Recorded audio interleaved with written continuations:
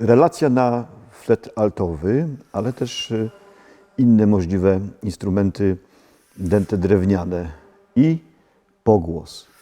O tym pogłosie za chwilę, bowiem wcześniej trzeba powiedzieć, że utwór ten pochodzi z okresu mojego pisania, kiedy interesowałem się spektralizmem i on rozwija pewne wątki, pewne techniki spektralne, a że spektralizm jednak jest taką estetyką, która bazuje na akordowości, to pisanie utworów spektralnych na instrumenty solo trochę jest, bym powiedział, wbrew logice, sensowi temu, co ta technika daje.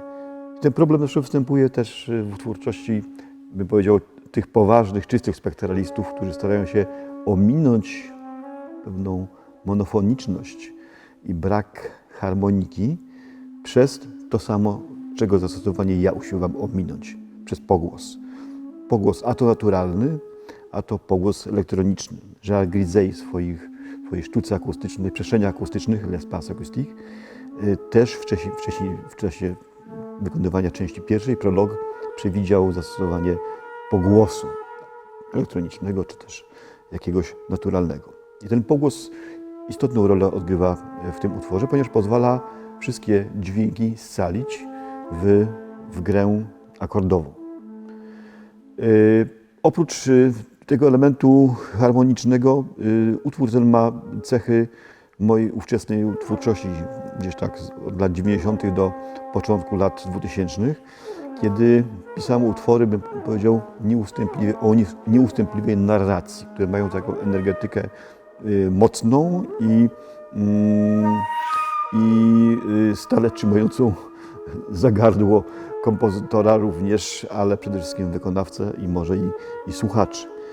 Wśród tych utworów jest Warkocz Bereniki, Off Reduction, Nieustanne rzeczy wirowanie, Figury w oplocie, Charms, zaklęcia na chór, Kształty żywiołów. I ten utwór, jak i te właśnie, gdzieś zaczyna się i trwa, nieustająco dokładając kolejny pakiet energii.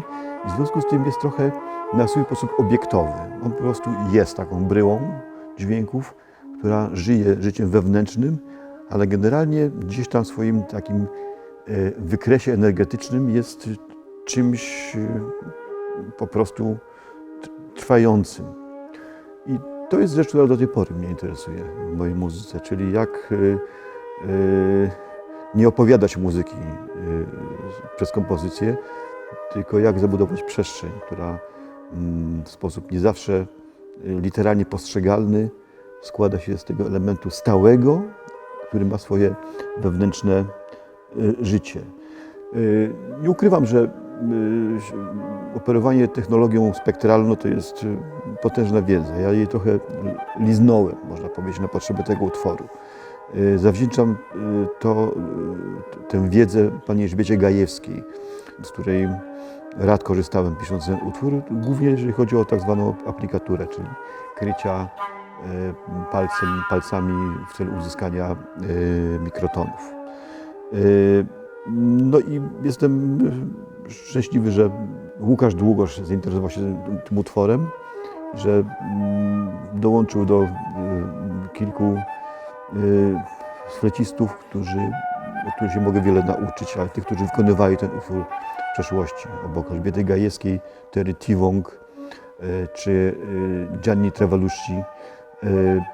To jest bardzo ważna rzecz dla pianisty, kompozytora, że muzycy, którzy grają na innych instrumentach niż kompozytor, znajdują w nim, w tym utworze, ciekawe rzeczy właśnie techniczne, właśnie takie, które świadczą o tym, że pomysły kompozytorskie, które można powiedzieć często biorą się z ignorancji, czy z niewiedzy, że czegoś zrobić nie można, okazują się czasami być inspirujące na tyle, że intrygują znakomitych fachowców.